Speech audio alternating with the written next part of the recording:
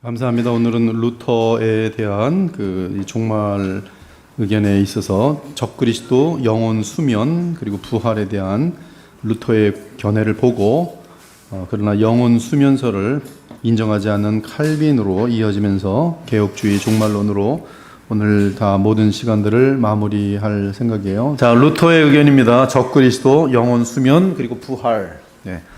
구속사, 복음의 회복, 그리고 종말의 가까움에 대한 루터의 전반적인 관점을 살펴볼 때 우리는 루터의 종말론적 사고에서 세 가지 추가적인 강조점을 주목할 수 있다. 첫째는 루터는 교황을 적그리스도로 지목한 점이다. 이것은 종교개혁가들에게 동일한 의견입니다. 둘째는 죽음 후 영혼은 부활할 때까지 잠든다. 이때 이 잠든다는 개념이 이 단어는 동일하게 사용됩니다. 개혁주의에서도 잠든다라고 표현을 해요. 근데 이때 개혁주의가 잠든다라고 말할 때는 육체가 잠든다는 것이고 그 영혼은 살아서 깨어서 하나님 보좌로 곧바로 예수 그리스도를 만나며 하나님께로 올라가는 것이 우리의 지금의 신앙 고백이에요. 그러나 마르틴 루터는 이 잠든다는 것을 영혼이 잠든다. 즉 육체는 땅에 묻히고 영혼이 잠든다. 그래서 영혼 수면설을 그가 가르치게 됩니다. 또 루터의 가르침의 특징은 셋째는 심판의 날에 하나님의 종말론적 진노를 피하기 위해 그리스도인의 소망으로 루터가 취한 부활과 예수 그리스도 재림 사이의 독특한 틀이다. 부활과 예수님 부활과 재림 사이에 루터가 취한 틀이 있는데 그것이 독특하다. 이 세 가지를 이제 구체적으로 살펴보겠습니다. 루터 중세 시대 많은 사람들이 개별적인 교황들을 적그리스도라고 여겼지만 개혁 이후 개신교의 종말론 사상에 루터가 공헌한 중요한 것들 중 하나는 현직 교황은 마귀의 수속 신복이며 신자들을 괴롭히는 수많은 악행의 근원임을 보증하면서 교황직 오피스를 적그리스도의 권자로 식별한 것이다. 그 보좌에 앉는 자가 적그리스도다. 루터는 식별하면서 하나님과 마귀 사이에 보이지 않게 있던 오랜 싸움이 이제 적그리스도의 등장과 함께 드러났다고 주장했다. 교황직이 등장한 것은 곧 적그리스도의 등장이다. 그리고 그 자리에 앉는 사람은 적그리스도의 활동을 하는 자이다. 이제 적그리스도의 궁극적인 패배는 인류 역사의 마지막 단계에 나타날 것이다. 루터는 1537년 슈말칼트 신조에서 지금 루터파의 그 신조입니다. 교황은 신성한 권리로나 하나님의 말씀으로나 기독교 전체의 머리가 아니다. 오히려 교황은 자신을 그리스도보다 높이고 또한 그리스도에 대적하는 실제 적그리스도다. 여기 적이란 말은 안티라는 뜻이에요. 안티.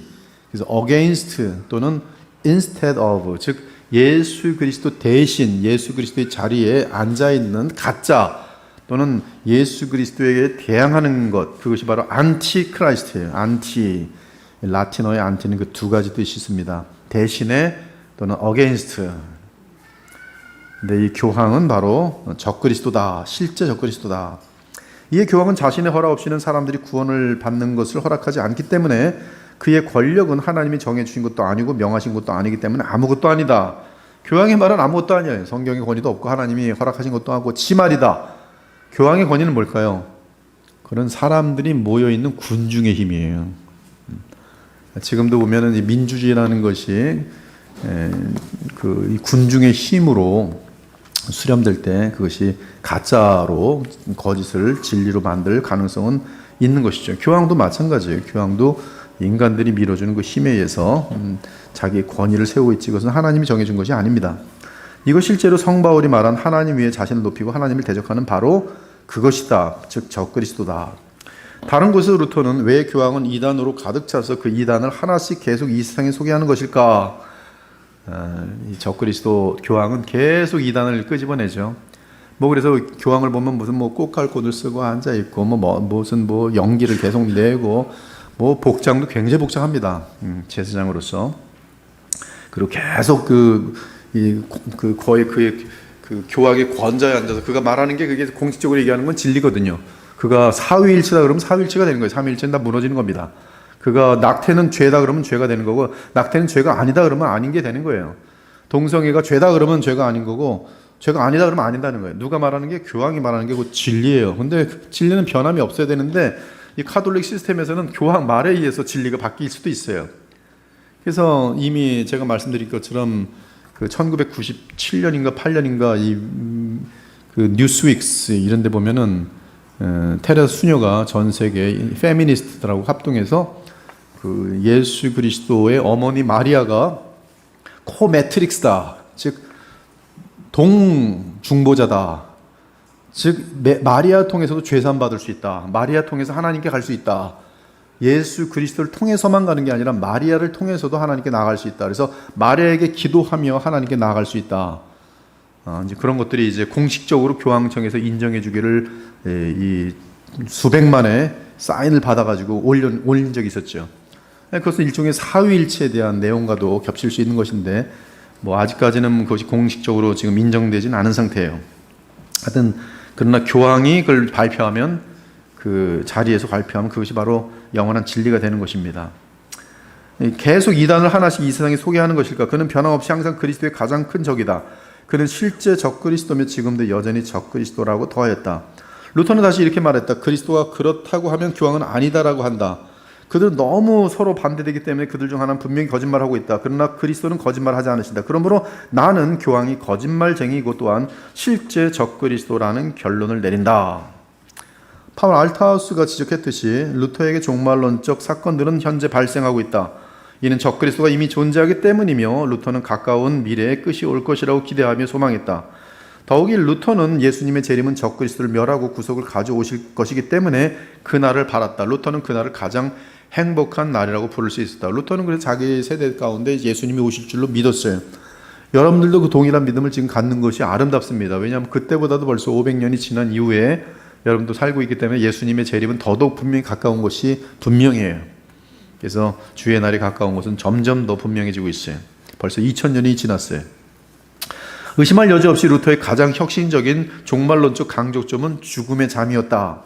루터 시대 수많은 사람들은 로마의 연옥교리에 의해 생겨나는 질문들, 즉 죽음과 중간 상태 및 낙원의 특징에 관한 질문들에 사로잡혀 있었다. 누가 지옥에 가지 않고 연옥에 갔을까? 지들이 만들어놓은 연옥을 가지고 이제 누가 연옥에 갈까? 이제 계속 논리 피는 것이죠. 사람들이 충분히 깨끗하여지기 전에 얼마나 오래 연옥에 있어야 하는 것일까? 이들은 칭의를 모르기 때문에, 복음을 모르기 때문에 계속 인간의 노력에 의해서 깨끗하여진다라고 봤기 때문에, 그러나 완전하게 깨끗해질 수는 없기 때문에 완전하게 깨끗해서 천국에 들어가려면 연옥에 들어가서 그 정화되는 시간이 필요한데 그 기간은 또 얼마나 될까? 뭐 어떤 사람은 수만 년이 걸릴 것이다. 뭐 수십만 년이 걸릴 것이다. 적어도 1000년은 걸릴 것이다. 뭐 연옥에서 이제 고통당하면서 불에 타면서 거의 뭐 지옥은 아니지만 지은 죄의 값을 치러야 되는 곳이기 때문에 굉장히 고통스러운 건 동의가 되어 있어요. 연옥에 얼마나 오래 있어야 되는 것일까? 살아있는 신자들은 살아가는 사람들이 연옥에서 보낸 시간을 어떻게 단축시킬 수 있을까? 우리 어머님이 어저께 돌아가셨는데 빨리 천국에 보내시고 싶은데 내가 할 수 있는 일은 없을까? 어머니를 너무너무 사랑하니까, 그러면 교황청에서 뭐라 그래요? 사제들이 뭐라 해요? 헌금 더 내. 엄마 대신에 네가 고행을 해. 엄마 대신에 이제 막 눈물을 흘리고 뭐 금식하고 고행하고 아니면 또 헌금을 더 내고, 얼마나 실제적입니까? 실제적으로 와닿는 거예요. 그래서 엄마가 지금 연옥에서 조금 더 천국에 올라가겠지, 한 단계 또 올라가겠지, 1년이 될지 10년이 될지 모르지만 또 밀어주자. 효도하는 거죠. 땅에 있을 땐 효도 못했는데 연옥에 계시는 어머니께 효도하는 거죠. 얼마나 마음이 위로가 많이 되겠어요. 그런 질문들이 중세시대 내내 있는 것이죠. 심지어는 이런 질문들의 답변을 제공하는 지형도까지 있었다. 정확하게 지형도를 그려갖고 여기서 얼마를 내면 이렇게 올라가고 여기 올라가고 이렇게. 그리고 이런 답변은 루터도 잘 알고 있었다. 이 걱정스러운 두려움과 의심에 대한 루터의 대답은 그리스도 안에서 죽은 자들은 영생을 확신할 수 있으며 장차 하나님의 진노로부터 구원을 보장받는 것이었다.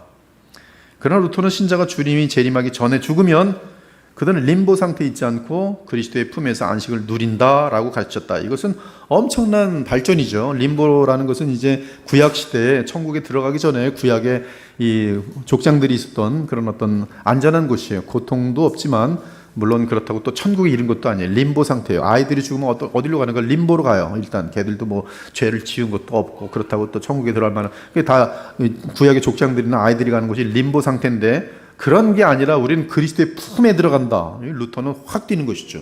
천국에 대한 내용을 확 얘기하는 것이죠. 그러면서 루터는 아브라함의 죽음을 예로 삼아 다음과 같이 썼다. 성도들의 죽음은 하나님 보시기에 가장 평화롭고 귀하다. 성도들은 죽음을 맛보지 않고 가장 평안하게 잠이 든다. 너무나 멋있는 말들이죠. 우리가 이 땅에 죽을 땐 우리는 평안한 안식으로 든다. 이때 루터는 안식이 뭐냐 하면 그냥 계속 자는 거예요. 영원히 계속 자는 거예요. 근데 우리 개혁주의는 영원히 자는 게 아니라 죽으면 순간적으로 천사의 호의를 받으면서 예수 그리스도 앞에 나아가는 것이죠. 그래서 바울은 내가 이 세상을 떠나는 것이 내겐 좋지만 너희들 때문에 아직도 있다. 내가 오늘 떠나면 예수 그리스도를 만나 뵙는 게 훨씬 좋지만 세상에서는 의인이 멸시를 당하고 조롱을 당하고 옆으로 밀려난다. 그들의 죽음은 매우 슬픈 것처럼 보인다. 그러나 그들은 가장 즐거운 잠을 자고 있다. 신자들이 이 땅에 죽는 것은 가장 즐거운 잠을 자는 것이다. 그들이 침대에 누워 마지막 숨을 쉴 때, 마지막 호흡을 할 때 그들은 마치 잠을 자듯 팔다리와 감각의 힘을 잃는다. 코스틸린에 따르면 가장 중요한 사실은 루터에게 항상 있는 사실은 죽음 후 경건한 자의 영혼은 확실히 살아있고, 즉 잠들어 있는 것이지 살아있고, 그러나 그 잠든 영혼은 모든 고통과 유혹으로도 자유롭고 하나님과 그리스도의 손 안에서 안전하고 복된 안식을 누리고 있다. 푹 쉬고 있다. 잠자고 있다. 자는 이 영혼을 하나님과 그리스도께서 보호하고 계시다. 신나게 자는 거죠. 얼만큼 자요? 1000년도 자고 주님 오실 때가 자는 거예요. 이게 루터의 관점인 거예요. 그러나 그리스도 안에서 자는 사람들은 어떤 상태일까? 마지막 날에 그들에게 무슨 일이 일어나는가? 이는 루터의 세 번째 종말론적 특징으로 이어지며 그것은 심판 당일에 하나님의 진노를 피하기 위한 그리스도인의 소망으로서 예수 그리스도의 부활과 재림에 관한 그의 가르침이다. 그리스도 안에서 잠을 자는 사람들에 대해 루터는 아침까지 깊게 잠을 잔 사람이 깨어나면 그가 깨어날 때까지 그에게 무슨 일이 일어난지 모르는 것처럼 우리는 갑자기 마지막 날에 예수님 재림 때 깨어날 것이다. 그리고 우리는 죽음이 어떤 것인지, 죽음을 경험한다는 것이 무엇인지 알지 못할 것이다. 루터는 적그리스도가 나타났고 복음이 이 땅의 대부분의 지역에 전파되기 때문에 이제 곧 마지막 날은 올 수밖에 없다고 봤다. 그러나 세상의 멸망이 코앞에 있어도 죄악은 더욱 많아질 것이다. 그리스도 안에 있는 자들은 그들의 몸이 일어날 때 깨어날 것이며, 즉 몸이 부활할 때, 죽은 자들의 몸이 일어날 때 그때 영혼도 깨어날 것이며 그들은 주께서 그들을 위해 마련하신 영원한 삶과 복락에 들어갈 것이고 악인들과 악령들은 사탄 마귀와 함께 영원한 죽음에 들어갈 것이다. 영원한 불못에 들어가죠. 예수께서 재림하실 때 신자가 잠에서 깨어난다고 보는 근거는 세례에서 찾을 수 있다. 즉 루터의 관점입니다. 영적인 출생은 세례에서 시작하여 성장하고 장성하지만 마지막 날에야 그 의미가 충족된다. 오직 죽음을 통해 우리는 세례에서 벗어나 천사들에 의해 위로 올려져 영원한 삶으로 들어간다. 루터는 물세례를 예수의 죽음과 장사됨에 합하는 세례로 이해했기 때문에 세례를 통한 새창조의 행위는 주님이 재림하실 때까지 점진적으로 실현된다. 새 피조물은 믿음을 통해 세례와 함께 그리스도의 무덤에 시작되어 마지막 날에 완성될 것이다. 그리스도의 죽음과 부활 안에서 주와 함께 연합한 자는 그리스도에게 완전히 속한 것을 뜻하며 마지막 날에 육체의 부활의 형태로 영생할 것이다. 그리스도는 죽음 안에서 그리고 세상 끝에서 우리를 기다리신다. 그렇다면 루터에게 심판의 날은 대파멸이 일어난 날이다. 그때 모든 물질들이 잿더미로 변하고 전 세계는 태초의 혼란으로 돌아갈 것이다.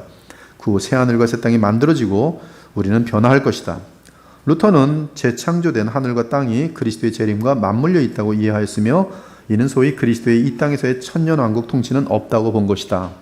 그리스도의 천년왕국 통치는 그리스도의 재림 이후 그리고 최후 심판의 날 이전에 주께서 천년 동안 다스린 것을 말한다. 이거는 이제 천년왕국은 전천년주의고요. 루터는 이런 천년왕국에 대해서 믿지 않았어요. 마지막 날 그리스도께서는 모든 피조물들이 알 수 있는 방법으로 자신을 드러내실 것이며 모든 원수들 위에 있는 그분의 권세를 증거하실 것이다. 그러나 그분은 자신이 선택한 때에 자신을 드러내기 위해 그때까지는 자신을 숨기고자 하셨다. 이것이 신자들이 주의 영광과 능력과 우리의 구속의 때가 이를 때까지 말씀을 붙들고 믿음과 인내와 소망을 강하게 해야 하는 이유다. 따라서 루터는 요한계시록 20장, 22장, 20절을 인용하여 우리 주 예수 그리스도께서 우리 안에 시작하신 그의 일을 완성하기 위해 오시기를, 그리고 그가 우리의 구속의 날을 재촉하시기를 바란다. 이 일을 위해 우리는 기도의 손을 들고 순수한 마음과 양심으로 탄식하며 우리의 구속을 기다리며 바란다 라고 말하였다. 그리스도인들이 이 생의 영적인 갈등 아래 수고하며 심판의 날에 다가올 하나님의 진노를 두려워할 때 복음은 우리가 죄인이면서도 동시에 의롭다 칭함받은 사실을 상기시킨다. 우리는 세례를 통해 그리고 그리스도께서 이미 세상과 육체와 마귀를 이기셨다는 그의 약속에 대한 믿음을 통해 그리스도의 죽음과 부활에 동참했다. 만일 그리스도가 우리의 재판관이라면 우리는 그리스도가 우리가 받을 심판을 감당하셨다는 사실을 알고 살아간다. 칭의에 대한 그의 확신은 조금도 흔들림이 없어요. 다만 이제 죽음 이후에 그 영혼이 잠든다. 그리고 나머지는 성경적이고 개혁주의와 전혀 다를 바가 없어요. 그럼 이제 칼빈으로 넘어가서 영혼 수면설을 인정하지 않는 칼빈. 칼빈의 종말론에는 논의해 볼 만한 두 가지 추가적인 강조점이 있다. 첫 번째는 그 당시 급진적인 제세례파가 믿던 영혼의 수면설을 반대한 것이다. 지금 말로 봤을 때 루터의 의견은 제세례파의 의견과 같아요. 영혼의 수면설에 관한 한. 그들은 영혼이 육체를 떠나면 따로 의식을 갖지 않는다고 믿었다. 즉 죽으면 우리는 그때부터 영혼은 의식이 없는 거죠. 주님 재림 때까지, 몸이 일어나서 영혼과 합쳐질 때까지. 그들은 죽을 때 영혼은 잠들었다가 역사의 마지막 끝에 보편적인 부활로 깨어나 영원한 삶으로 들어간다고 주장했다. 칼빈은 로마의 연옥설을 정확하게 짚어 강력하게 반대했지만 영혼의 수면설을 반박하는 데는 오랜 기간 상당한 노력을 기울였다. 그는 기독교 강요에서 부활을 다루는 장에서 영혼 수면설을 반대하는 주장을 했다. 영혼 수면설에 대한 칼빈의 첫 신학 저작은 1542년에 출판된 영혼 수면에 관하여 사이코페니키아, 영혼 수면에 관하여 라는 책이었다. 그 책의 초안은 일찍이 1534년에 쓰였고 출판하기 전에 여러 번 교정되었다. 칼빈은 이 주제를 제세례파가 죽음 이후에 영혼의 의식은 없다고 주장함으로 취하게 된 것인데 아이러니하게도 그들의 주장은 루터의 영혼의 잠과 매우 유사했다. 칼빈은 루터의 견해에 대해 아무런 언급을 하지 않았고 마르틴 부쪼와 볼트강 카피토는 칼빈에게 영혼 수면에 관하여를 출판하지 말라고 부탁했다.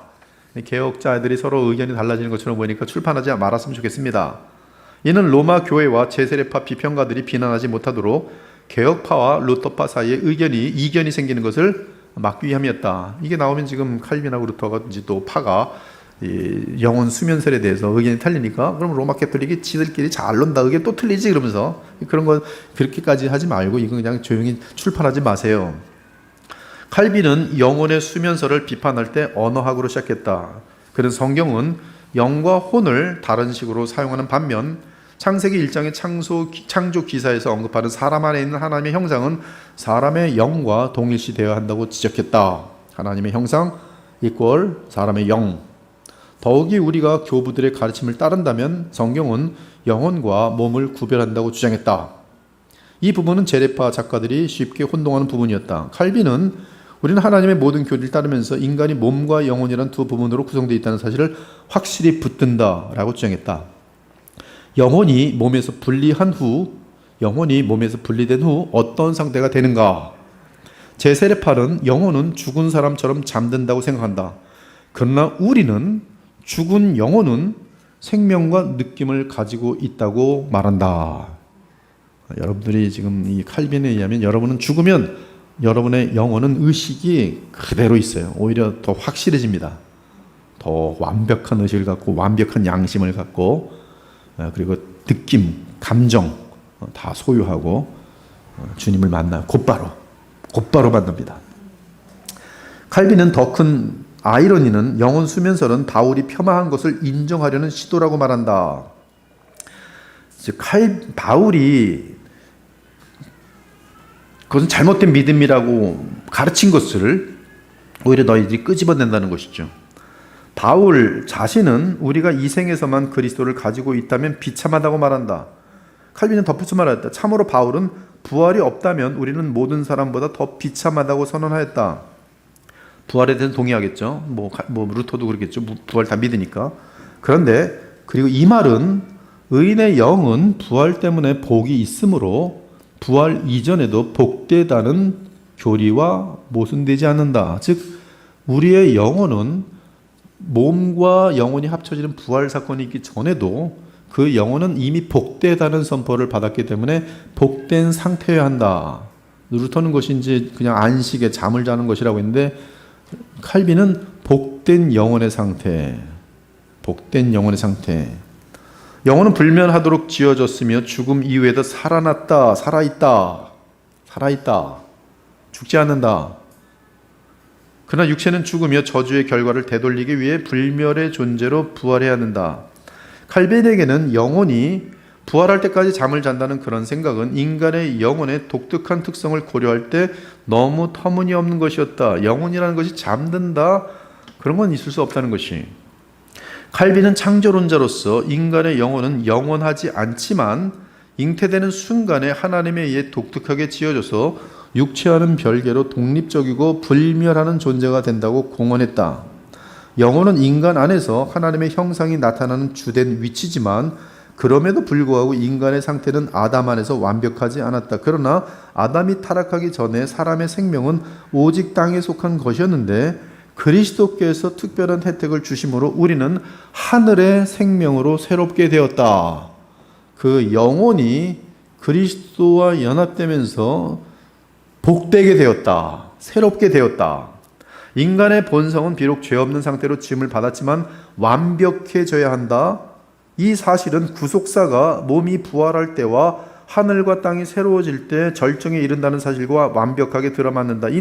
이것이 바로 하나님께서 작정하셨던 것이고 또한 그리스도와 그의 사역을 통해 밝혀진 사실이기 때문이다. 그러므로 죄로부터의 구속과 인간 본성의 타락으로 인한 결과를 뒤집는 것은 당연히 그 방향에 있어서 종말론적이다. 구원받은 영혼은 그리스도의 사역을 통해 성령에 의해 영생을 얻었다. 이때 성령은 우리의 기업인 영생의 보증이며 구속의 날이 이를 때까지 구원에 이르게 하는 보증이다. 그리고 성령의 첫 열매를 받은 우리는 그리스도께서 심판주로 오실 때 실제로 영생을 누리게 될 것이다. 부활 안에서의 영혼의 특성과 하나님의 목적은 처음부터 이 땅의 삶은 영혼을 향하는 것을 뜻하며 또한 구원받은 영혼은 죽음 이후에 의식을 갖고 심판의 날에 완성에 이를 것을 기다린다. 즉 칼빈의 의견은 그 영혼이 그리스도 안에서 영화롭게 되었기 때문에 이미 이 땅에서부터 죽음과 함께 그 영화로운 영혼은 잠들거나 그런 것이 아니라 이미 깨어서 모든 의식을 갖고 있는 가운데 이제 재림의 날을 바라게 된다는 거예요. 영혼 수면설이라는 것은 비성경적이다. 성경은 우리의 영혼은 죽음과 함께 오히려 더 영화롭게 된 영혼으로서 더 생생한 의식과 기억을 갖고 주님의 재림을 기다린다. 발케는 제세례파와 대조하여 칼빈에 대해 다음과 같이 언급한다. 칼빈은 영혼의 본질은 불멸이라고 주장했다. 죽음 이후 영혼은 하나님과 완전한 교제를 갖는다. 여러분의 영혼은 죽음과 함께 하나님과 완벽한 교통을 해. 성경은 우리가 이미 이 땅에서 영원한 생명을 가지고 있고 그것은 중단될 수 없다고 보장한다. 하나님과 교통하는 것, 그것이 영생인데 중간에 잠을 자다니 죽자마자 오히려 더 하나님께 이제 glorified, 영광스럽게 된 그 영혼은 하나님 보좌 앞에 그리스도와 함께 담대히 나아가 완벽한 교통을 나눈다. 근데 영혼이 잠을 잔다는 것은 하나님이 그 일을 포기하신다는 말과 같은 것이다. 그러므로 영혼이 죽음과 함께 잠을 잔다는 것은 그것은 하나님이 그리스도 안에서 부활시켜 그리스도의 부활과 함께 연합된 우리의 영혼에 대한 그 일들을 무효로 만드는 것이다. 그래서 개혁, 종교 개혁이 의견이 나뉘더라도 칼빈은 별로 신경 쓰잖아요. 뭐가 더 중요하니까? 진리가 중요하니까. 칼빈은 어떤 고난이 우리를 괴롭히더라도 구원이 완성될 때까지 그 구원이 우리를 붙들도록 하라는 말로 기독교인들을 위로했다. 그는 영혼 수면에 관하여의 마지막 부분에서 그의 독자들에게 그 당시에 급진적인 제세례파 사람들이 이미 너무나 많은 괴물들을 만들어 왔고 지금도 매일 괴물을 만들어내고 있다라고 경고하며 그 책을 마무리한다. 그래서 칼빈은 이제 루터를 향해서 직접 공격을 하지 않고 루터가 본딴 제세례파를 아예 그냥 바로 공격해버리면서 영혼 수면설을 잠재워버립니다. 천년왕국설을 거절한 칼빈은 묵시적 종말론적 천년설을 어리석고 유치하다라고 여기며 격렬히 거부했다. 우린 이 부분을 고려해 볼 필요가 있다. 칼빈은 루터를 따라 천년설을 거부했다. 루터는 제세례파의 천년설의 꿈을 다음과 같이 분명하게 거부했다. 그들은 마지막 날 이전에 교회의 모든 원수들이 실제로 근절되고 경건한 그리스도만으로 구성된 교회가 모일 것이고 그들은 어떠한 반대나 공격 없이 평화롭게 다스릴 것이라고 주장한다. 그러나 이 본문 시편 110편은 그리스도가 이 땅을 다스린 동안 계속해서 원수가 있을 것을 분명하고 강력하게 말한다. 또한 그리스도의 모든 원수들이 한 방에 뿌리채 뽑히는 마지막 날까지 죽음은 사라지지 않을 것도 확실하다. 칼빈 역시 제세례파 급진주의자들이 민슈터시를 새 시온이라고 선포했을 때 경악했고, 특히 메시아의 오심과 및 급진적인 사회개혁을 천년왕국의 등장과 연결시켰을 때 더욱 놀랐다. 그 제네바 목사는, 즉 칼빈은 이 교리가 여러 면에서 매우 문제가 많다고 생각했다. 그 교리는 그리스도의 통치를 세속화시켰고, 그죠? 우리의 세속화된 세상 개념으로 천년왕국을 꿈꾸는 거고요. 온갖 공상적인 추측을 합리화했다. 칼빈이 볼 땐 이건 다 공상이에요. 사람들이 이 오를 받아들이자 칼빈은 우리가 우리 자신의 척도로 하나님의 나라를 이해할 때 어떻게 추잡하고 세속적이지 않은 생각을 피할 수 있겠는가? 그럴 때 우리의 감각은 짐승처럼 되어 우리 육체가 호소하는 대로 끌리게 된다고 주장했다. 칼빈은 이렇게 결론지었다. 천년왕국주의자들, 즉 천년 동안 그리스도가 땅에서 다스릴 것이라고 믿는 사람들은 그리스도의 왕국을 묘사한 모든 비유적인 예언을 세상 나라들의 패턴에 따라 해석함으로 오류에 빠졌다.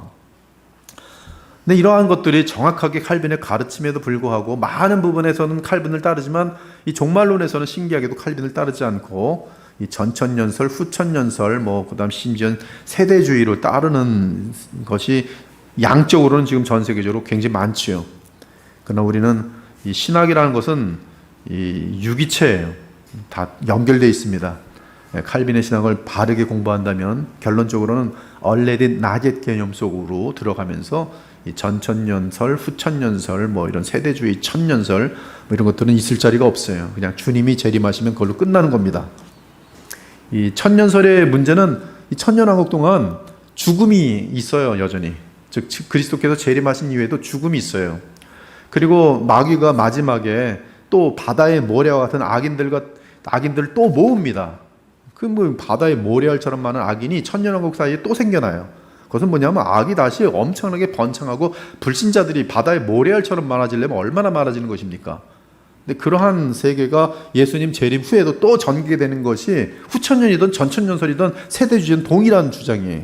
근데 그런 것들은 우리가 성경을 읽을 때 용납되지가 않아요. 그리고 바울의 가르침이나 예수님의 가르침 속에는 그 계시록 20장의 문자적인 천년왕국이 없어요. 절대 없습니다. 근데 사람들은 이제 성경을 진실하게 문자적으로 봐야 한다면서 요한계시록 20장에서 거기 천년이란 것을 이제 물리적인 그런 어떤 천년 나라를 만들고 이 땅에서 이제 예수님, 하나님이 마귀를 없앨 때, 즉 적그리스도와 거짓 선자는 예수님에 의해서 멸망했지만 마귀라는 놈이 아직 살아가지고 다시 전 세계를 죽음도 아직 제거되지 않고 그리고 악인들을 다시 까면서 부활시키는 거죠. 부활시키면서 까면서 말이야. 또 바다의 모래처럼 많으면 그때 하나님이 불로 마귀를 죽이면서 그렇게 해서 이제 마귀는 이제 천년 전에 적그리스도와 이 거짓 선자가 있었던 불못으로 떨어지면서 그때야 가서 이제 역사에 종말이 끝난다고 보는데 이런 것들은 이제 바울이 말한 고린도전 15장이나 이런 내용, 데살로니가 후서 내용들하고 전혀 맞지가 않아요. 칼빈도 이제 그런 구조 속에서 거절했는데도 지금 보수주의, 개혁주의자들 중에도 지금 전천년을 따른 사람들은 많고, 칼빈 다 좋은데 아마 이런 부분들은 그들은 보지도 않았을 거고, 보고 싶어 하지도 않고, 어디선가 빠져들어갔던, 어쩌면 어렸을 적부터 들었던 그런 내용들에 대해서 그냥 고집하는 것이죠. 저도 제가 고등학교 다닐 때 제일 제가 이제 두려워서 막 잠을 덜덜덜 하면서 두려워했던 적이 있어요. 그게 뭐냐면 휴거라는 책이었어요. 지금은 신학을 해서 하는데 이제 철저하게 디스펜세이셔널리즘이 세대주의에서 나온 책인데 정말 그걸 완전히 공상 소설로 만든 거예요. 그러니까 이 고등학교 때 이제 굉장히 정서가 예민한 가운데 그 책을 딱 잡자마자 한꺼번에 다 읽거든요. 근데 보니까 마귀가 적그리스도가 굉장히 핸섬한 왕자처럼 나타나서 모든 여자들이 반해가지고 막 빠져들고 그런 내용들인데 무서운지 거기 그냥 그대로 계시록에 있는 것을 그대로 사자처럼 생기고 뒤에 사자의 꼬랑지가 있고 사람 여자 얼굴처럼 생기고 그런 것들 진짜로 이제 등장시켜가지고 막 하는데 고등학생이 그걸 보면서 이제 주님 오시는 날이 오기 전에 대환란이 있고 막 하는데 그리고 천년왕국에 대한 내용들 그런 것들은 그냥 그대로 박혀 들어갔는데 그거 떼어내기 쉽지 않죠. 어렸을 적에 봤던. 한국에 이제 선교사들이 들어올 때 거의 다 이 세대주의 또는 전천전설을 받은 사람들이 한국에 선교사로 들어오고 그들에게 처음으로 복음 받을 때 한국도 천년왕국 임하겠네 찬송을 얼마나 했는지 몰라요. 찬송가에도 천년왕국 찬국이 있었어요. 지금 우리의 찬송가는 없지만 원래는 찬송가에도 천년왕국 올 때 뭐 예수 이렇게 찬송 되게 많았습니다. 그리고 그 장단과 리듬이 꼭 이 풍진 세상을 만났으니 하여튼 그런 장단들이 할아버지 할머니 가장 좋아하는 장단 속에 맞춰서 천년왕국 오겠네 뭐 어쩌고 맨날 그러니까 믿어지는 거죠 다. 여기서 이제 문제가 우리가 지금 게하르 할더스워스에서 본 것처럼 이미 임한 하나님 나라에 대한 확실한 그런 믿음과 또 성령 안에서 누리는 이러한 모든 부분들이 연기가 되는 것이죠. 어디로 연기되는 거예요? 천년왕국으로 연기가 되는 거예요. 그날이 돼야 우리가 주도권을 잡고, 근데 이 주도권은 뭐예요? 정치적인 주도권, 경제적인 주도권, 인기, 세대주의는 거기다 플러스 유대인들만이 오히려 전 세계를 장악한 그런 신기한 세상을 만들어 놓고, 그러므로 우리는 유대인들을 존경해야 되고 유대인들을 특별히 대해야 되고 유대인들을 위해 기도해야 되고 이러한지 백투 제루살렘 이런 유대 키비 같은 것들이 만들어지는 거예요. 그래서 그게 믿음인 줄 알고 유대인들을 유대인들은 특별한 무슨 우리랑 다른 어떤 하나님이 택한 민족이라면서 민족의 우월성을 거기다 확 올려버리죠. 이게 지금 디스펜세이셔널리즘이 하고 있는 종말론이에요 지금. 근데 거기에 너무나 많은 지금 남침내 교회가 휩쓸려 있어요. 치우치는 거죠. 근데 우린 지금 그러한 것들이 아니라 알레디 속에서 이미 예수 그리스도의 부활로 인하여 성령으로 와버린 하나님 나라에서 그걸 누리면서 이제 곧 오실 예수님의 재림을 앙망하면서 믿음 생활을 하고 있는 것이죠. 그러나 허망한 가운데 하는 것이 아니라 지금도 성령 안에서 임하는 하나님 나라의 의와 평강의 희락을 놓치지 않고, 근데 이것이 너무나 하나님 나라의 맛을 미리 본 것이기 때문에 그 맛을 본 사람은 그 나라를 더 간절히 기다리는 것처럼 그 나라를 알기에 내가 눈으로 보지 못하고 믿음으로만 주님을 보면서도 이렇게 좋거늘 하물며 주를 눈으로 뵐 때야 얼마나 좋으랴, 이렇게 되는 것이죠. 이 구조가 가장 성경적이고 안전한 거죠. 그리고 이제 계시록 20장은 그런 면에서 볼 때 영혼이 살아서 우리의 영혼이 예수 그리스도의 부활과 연합하여서 영혼이 먼저 살아서 부활, 그리고 성령께서 우리의 육체적인 부활을 보증하시죠. 왜? 성령은 부활의 영이시기 때문에. 그래서 여러분 영적으로 부활한 상태의 성령 안에서, 그것이 already 뭐만 남았어요? 육체의 부활만 남았어요. 천년왕국 있을 것이 없어요. 예수께서 부활하신 그때부터 그 성령으로 살리시면서 영적으로 전 세계를 복음으로 살리시면서 진행되는 게 천년왕국이에요. 즉 왕노릇하는 거예요. 무엇에 대한 왕노릇입니까? 죽음과 죄와 마귀에 대한 왕노릇이, 그리고 예수님의 재림과 함께 완전한 이제 그 셋은 전부 불못에 들어가게 되면서 우리에게는 죄나 세상이나 죄악된 세상이나 저주나 마귀나 악령들이 없는 그런 영원한 새하늘과 새 땅에서 살아가게 되는 것이. 아무튼 이 칼빈은 천년왕국주의는 허구다. 굉장히 강합니다, 표현이. 그러니까 이러한 그 천년왕국에 빠진 사람들이 이게 너무나 소중하다면 칼빈이 어떻게 느껴지겠어요? 그들에게 칼빈 거부하게 돼 있어요. 신기하게 죽어라고 이거 붙드는데 칼빈도 붙잡아요. 근데 칼빈은 자기네들이 믿는 것과 종말론에서는 정반대를 얘기하고 오히려 망상이니 허구니 강한 말을 쓰거든요. 근데도 칼빈을 붙든다. 이 모순이죠. 그러나 우리는 지금 칼빈이 말한 그대로를 자연스럽게 조화를 이루면서 봤는데 하자없죠. 칼빈은 유격적인 눈을 통해 하늘의 것들을 이해하려는 그릇된 해석에서 비롯된 천년왕국주의는 유치한 허구라고 결론지었다. 칼빈의 글입니다. 그러나 사탄은 부활의 기억을 시체들과 묻히도록 인간의 감각을 혼란스럽게 하였을 뿐만 아니라 또한 여러 다양한 왜곡으로 부활 교리를 완전히 무너뜨리기 위해 그 교리의 일부분을 부패시키려고 시도했다. 나는 사탄이 이미 바울의 시대에 부활 교리를 무너뜨리기 시작한 것을 본다. 그 조금 후에 그리스도의 통치를 천년으로 국한시킨 천년왕국주의자들이 생겨났다. 이제 그들의 허구는 너무 유치해서 반박할 필요 및 가치조차 없다. 그들은 그들의 오류를 합리화시키려는 구실로 묵시를 사용하지만 묵시마저 그들을 지지하지 않는다. 그 이유는 천년이라는 숫자는 교회의 영원한 복된 상태에 적용되지 않고 오히려 교회가 이 땅에서 겪는 다양한 고난에 적용되고 있기 때문이다. 계시록 20장도 천년이라는 그 기간은 놀랍게도 교회의 고난과 맞물려 있다. 바울은 칼빈은 정확하게 보는 거예요.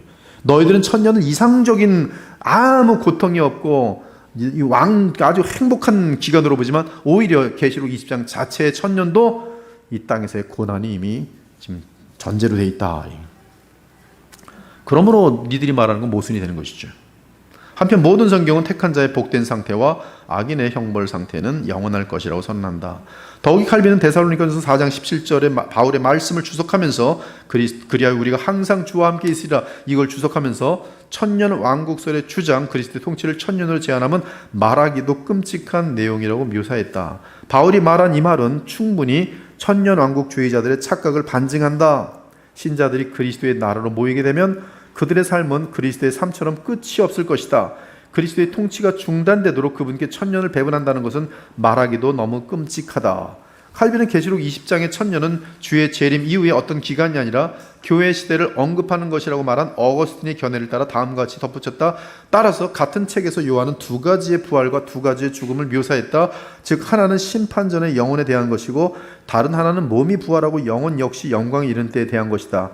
그는 이 첫째 부활에 참여하는 자들은 복이 있고 둘째 사망이 그들을 다스리는 권세가 없다라고 말한다. 하지만 첫째 부활이 지복의 영광에 들어가는 유일한 입구라는 사실을 인정하지 않는 사람이 있다면 그는 두려워해야 할 것이다. 즉 영원한 나라에 들어간 것은 첫째 부활에 동참한 자들이다. 근데 그 첫째 부활이 무엇인가? 바로 예수 그리스도와 연합한 자들이 믿음으로 거듭난 자들이.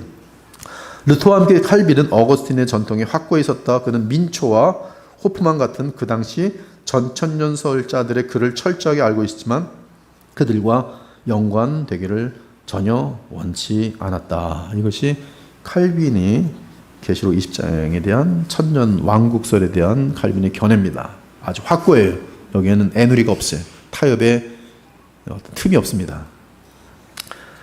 칼빈과 적그리스도인 교황과 종말. 칼빈이 당대의 천년 왕국설과 그것과 관련된 종말론적 사색들을 경멸한 것과 관련하여 루터가 교황직을 적그리스도의 권자라고 여긴 사실을 고려해보는 것은 중요하다. 루터는 적그리스도가 이미 나타났고 따라서 그리스도인들은 말세를 살아가고 있다고 여겼다. 이미 살펴본 것처럼 루터는 하나님이 적그리스도의 손에서 자기 백성이 고통당하는 것을 벗어나도록 주의 재림의 때를 단축하여 주실 것이라고 믿었다. 이는 주의 재림이 임박했다는 것을 의미했다. 칼빈은 다른 길을 택했다. 그는 루터를 따라 교황직과 적그리스도를 일치시켰다. 그는 다니엘서와 바울 서신은 적그리스도가 하나님의 성전에 앉을 것을 예언하였는데 이는 우리에게는 로마 교황이며 그는 이 악하고 가증한 왕국의 지도자여 머리다라고 확언하였다. 칼빈 또한 적그리스도라는 이름은 한 개인을 지칭하지 않고 여러 세대를 걸쳐 확장되는 단일 왕국이라고 말한 루터에게 동의하였다. 그러나 적그리스도에 대해 가장 상세하게 논의하는 그의 데살로니가 후서 주석을 보면 칼빈은 적그리스도가 현재 존재한다는 사실에서 그리스도의 재림이 임박했다고 확신한 루터와는 달리 훨씬 말을 아꼈다. 칼빈은 말을 잘 아껴요. 칼빈에 따르면 그리스도의 마지막 날은 큰 배교가 일어나고 그리스도의 나라를 정면으로 대적하는 적그리스도가 나타나서 우리 주께만 드려져야 할 것을 스스로 취한 후에야 임할 것이다. 여기서 이제 루터에게 칼빈은 하나를 더 집어넣습니다. 루터는 아무 때나 주의 재림이 이제 지금 적그리스도가 있으니까 교황이 있으니까 주님 재림하실 것이다 라고 본 반면에 칼빈은 배교를 정확히 성경대로 배교 우리의 그 하나님께 드려져야만 하는 것을 취할 것이다. 적그리스도는 이미 교황의 형태로 나타나. 그러나 칼빈은 적그리스도의 통치는 일시적일 것이며 그의 멸망의 때는 하나님이 정하실 거라고 지적했다. 어느 날 그리스도께서 나타나셔서 그분의 말씀으로 적그리스도를 멸하실 때 만물의 최종 회복이 이루어질 것이다. 칼빈은 대체적으로 루터와 같은 견해를 갖고 동의했지만 바울의 말씀을 해석할 때 그 사건이 언제 발생할지에 대해서는 아무런 말을 하지 않았다. 그렇게 함으로써 칼빈은 다른 곳에 제시된 자신의 신학적 방법론을 그대로 따르려고 시도했다. 즉 성경이 말하지 않는 것, 분명히 말하지 않는 것은 나도 말하지 않는다는 거예요. 이것이 칼빈의 가장 중요한 자세입니다. 신학자의 최고의 자세죠. 신앙의 모든 교리에 있어서 우리는 겸손과 근신의 원칙을 지켜야 한다. 하나님의 말씀에 의해 우리에게 전해진 것 외에는 어떤 분명치 않은 문제에 대해 말하거나 추측하거나 심지어 알고 싶어 해서도 안 된다. 모든 기독교 신학자들과 목사들, 특히 종말론 분야에 대해 글을 쓰는 사람들이 칼빈의 이 현명한 격언을 따라야 하지 않을까. 자, 우리 이제 모든 종말론의 결론과 함께 종교 개혁 신학을 이제 마무리합니다. 참 오랜 기간 달려왔어요. 여러분들에게는 상당히 어려운 그러한 주제였을 것입니다. 사실 이건 좀 더 과장되거나 그런 건 아니에요. 이 내용은 저를 비롯한 수많은 목사님들에게도 도전적이고 또 몰랐던 내용들이 상당히 많이 포함된 내용이에요. 그리고 종교 신학, 종교 개혁 신학 이 책을 집필한 분들이 20명의 지금 현 시대 속에서 최고의 개혁주의자들 탑에 있는 분들입니다. 이분들의 이름은 대기만 하면 그냥 뭐 홍수처럼 글들과 그들의 활동이 다 쏟아져 나와요. 근데 그 글들에 대한 모든 그 내용이 이미 제가 말씀드렸던 것처럼 제가 이 책을 번역하기 전에 제가 가지고 있었던 신학과 신기하게도 동일했어요. 저는 이 책을 번역하면서 너무나 기뻤고 지금까지 연구하며 달려온 것들이 나와 다른 노선에서 다른 지역에서 활동한 사람들과 함께 동일한 진리였구나.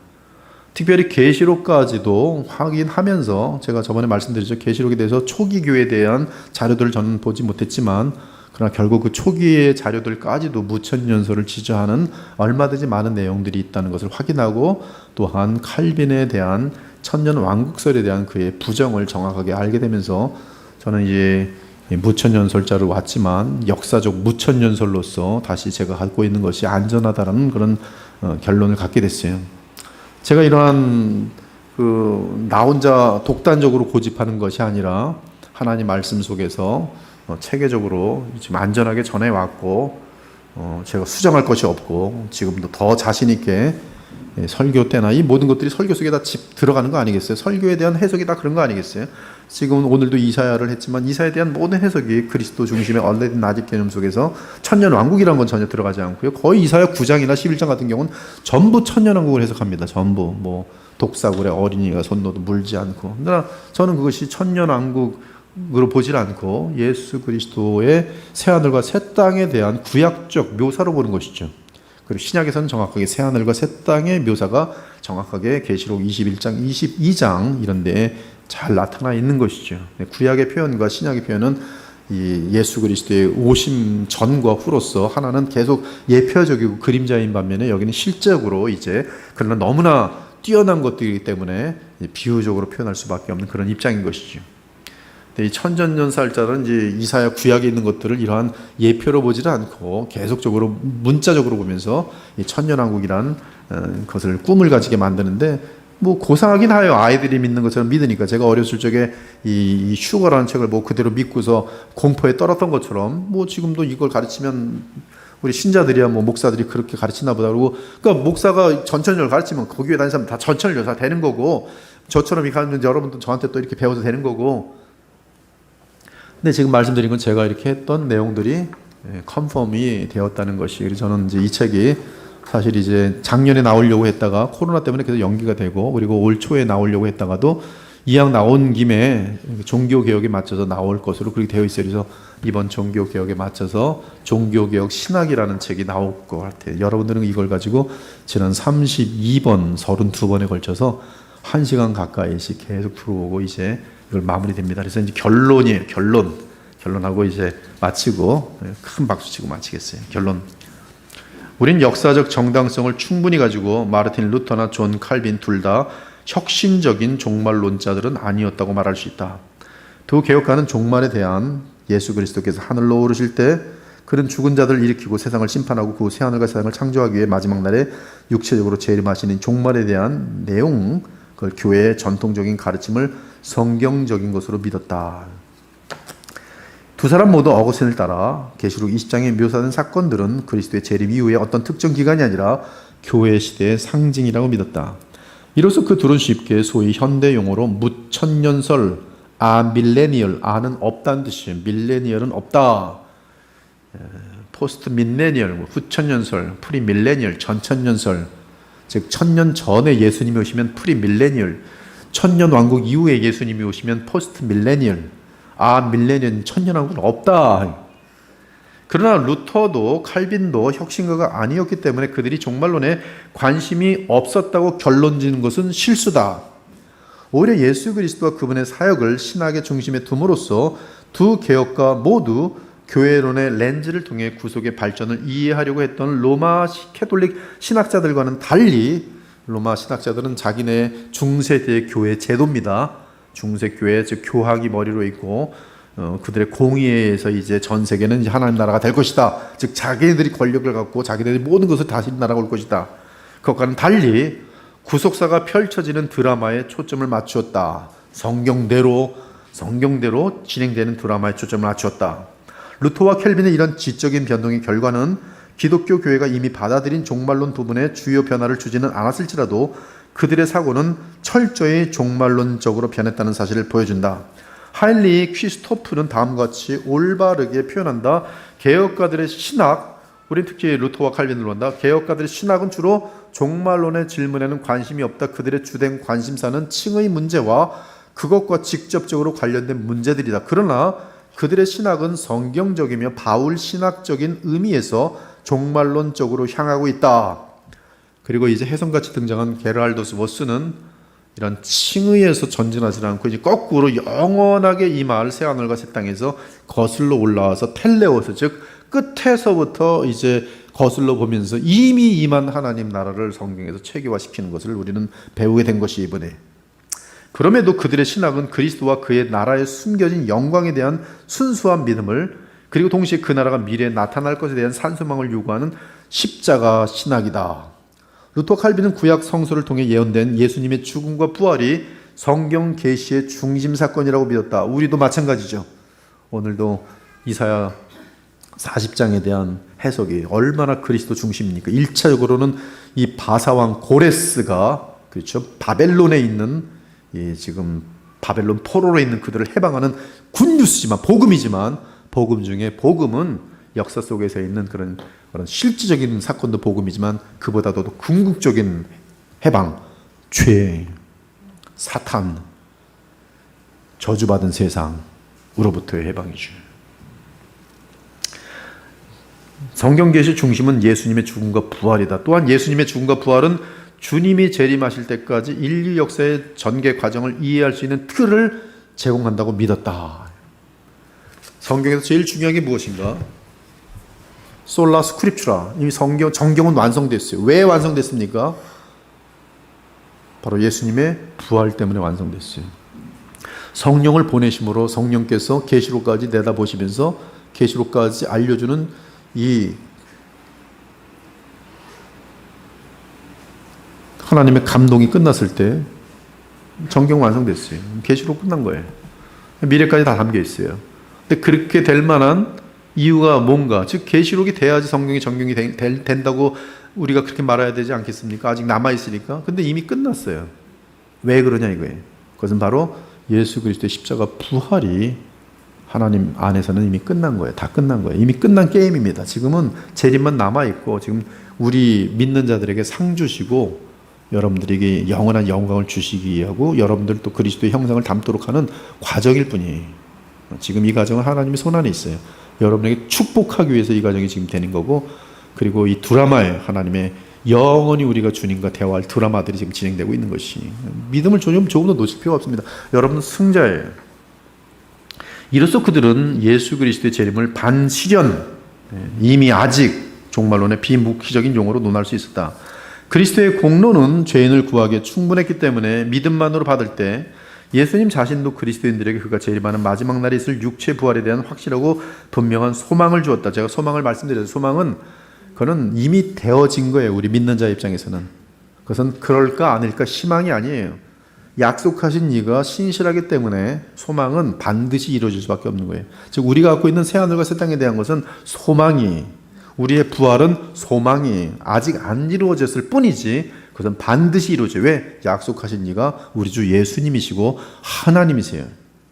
루터 칼빈은 중간 상태의 특징에 대해 서로 동의하지 않았지만, 즉 영혼 수면설에 대해 동의하지 않았지만 둘 다 그리스도인의 소망과 확신을 죄와 죽음과 무덤의 단번에 영원히 승리하신 그리스도께 두었다. 이 생은 두 사람이 묘사한 것처럼 끊임없는 투쟁일 수 있지만 하나님의 백성이 절망 가운데 살아갈 이유는 전혀 없다. 투쟁이지만 우리는 절망할 필요는 없어요. 왜? 이미 그리스도 안에 승리하였기 때문에. 지금 오늘 패에서도 여러분은 반드시 승리할 거예요. 축구도 그래요. 축구 끝에 가서 우리가 2대0으로 지고 있는데 끝에 갔어요. 그래서 5대2로 이겼어요. 결과를 알아요. 이 결과를 모를 때는 막 땀을 쥐면서 막 난리가 있지만 결과를 다 보고 나서 재방송 될 때는 다 알아요. 진작 하나도 아니에요. 지금 2대0으로 졌지만 뭐 다 끝났는데 뭐 5대2로 이겼는데 뭐 그때 요랬구나. 이래. 지금 우리는 그런 입장인 거죠. 절망할 필요 없어요. 내가 오늘도 죄에 졌어도 2대0으로 졌어도 어떻게 될 거예요? 우리는 분명히 이길 거예요. 왜? 선은 악을 이기게 돼 있고 빛은 어둠을 이기도록 돼 있어요. 여러분의 속사람은 여러분의 옛사람을 이기도록 돼 있어요. 지금은 옛사람이 이기는 것 같죠, 여러분에게. 그러나 여러분 두들겨 맞으면서 반드시 새 사람이 여러분을 이기도록 돼 있어요. 적어도 죽기 전에 나의 모든 삼손처럼. 근데 그때까지 가면 좀 어리석은 거죠. 그때까지 가지 말고 좀 일찍, 지금 이 젊은이들처럼 지금 철들어서 빨리, 그럼 인생을 주님께 얼마나 많은 일을 하겠어요. 영원한 열매들이 얼마나 많겠어요. 여러분 하나 남겨놓지만 이 열매가 어떤 열매를 맺을지 여러분은 몰라요. 시간을 낭비하지 않는 게 지혜죠. 그러나 우리 모두는 반드시 그리스도 안에서는 다 승리자입니다. 절망할 필요 없어요. 예수께서 우리의 죄를 위해 죽으시고 우리를 의롭다 하기 위해 살아나셨듯이 그는 또한 복음의 원수들을 심판하시고 하나님의 백성이 심판의 날에 안전하게 사는 것을 보장하시기 위해 정한 때 다시 오실 것이다. 심판의 날은 그리스도를 모르는 자들에겐 공포의 날이지만 주 안에서 죽은 자들과 믿음으로 주의 재림을 기다린 자들에게 복된 소식의 날이 될 것이다. 그 둘은, 루터와 칼빈은 로마 교회의 궁극적인 완성을 종말로 이해하는 로마의 관념을 거부하였고 또한 그 시대 급진적인 묵시적 종말론도 받아들이지 않았다. 사실 루터와 칼빈은 로마의 연옥소를 반대하는 그런 격렬함으로 급진적인 재세례파 및 모든 형태의 사색적 날짜 설정과 천년주의를 강하게 반대했다. 로마 연옥소들도 반대했고 재세례파의 이러한 위험한 종말론적 가르침에 대해서 반대했다. 루터와 칼빈은 교황직이 적그리스도라고 확신하였고 둘 다 하나님이 자기 백성에게 자비를 베푸셔서 이 땅에서 박해받는 택한 백성을 보호하기 위해 그리스도의 재림을 재촉할 것이라고 믿었다. 루터는 주의 재림이 임박했다는 자신의 믿음을 공개적으로 말하였고 칼빈은 성경을 인용하는 것으로서 만족했을 뿐 더 이상 말을 아꼈다. 아마도 이 부분에서 우리는 두 사람 사이 기질적인 차이를 명확하게 보게 되는 것 같다. 루터가 이렇게 성질이 급하니까 또 종교개혁도 했죠.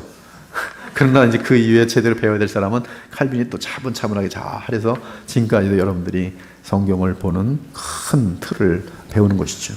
루터와 칼빈은 종말론을 공상적인 예언의 발판으로 삼고 성경의 종말론적 언어를 터무니없이 해석하는 사람들을 꾸짖을 것이다. 너무 많죠. 맨날 종말론이. 이단들은 다 종말 가지고 밥해 먹습니다. 신천지 종말론 가지고 밥해 먹어요. 거기서부터 사람 무너뜨리고 성경 제대로 안 배웠으니까 신천지가 성경 딱 펴고 계시록 가지고 가면 자기 이성으로는 이 사람들이 맞는 거예요. 그 다음 쭉 거슬러 가면서 비유 풀이 모르면 쭉쭉쭉 빠져나면서 자기도 모르는 사이 순식간에 6개월도 안 돼서 신천지가 돼 있어요. 무섭습니다. 교회는 10년 다녀도 복은 모르는데 신천지에 들어가면 6개월 만에 다 파악해요. 신천지 사람이 돼 있어요. 이단들의 특이한 증상이 마귀가 가르치는 거죠. 마귀가 눈을 뒤집어 버리는 거예요. 이단이 얼마나 무서운데. 이건 세뇌입니다. 세뇌. 근데 세뇌는 빨리 되더라. 되게 빨라요. 근데 생명은 오래 걸리더라고. 하나님의 약속은 얼마든지 그리스도 안에서 예가 되니 그런즉 그로 말미암아 우리가 아멘하여 하나님께 영광을 돌리게 되니라. 우리를 너희와 함께 그리스도 안에서 굳건하게 하시고 우리의 기름을 부으신 이는 하나님이시니 그가 또한 우리에게 인치시고 보증으로 우리 마음에 성령을 주셨느니라. 아멘. 모든 것을 마치겠습니다.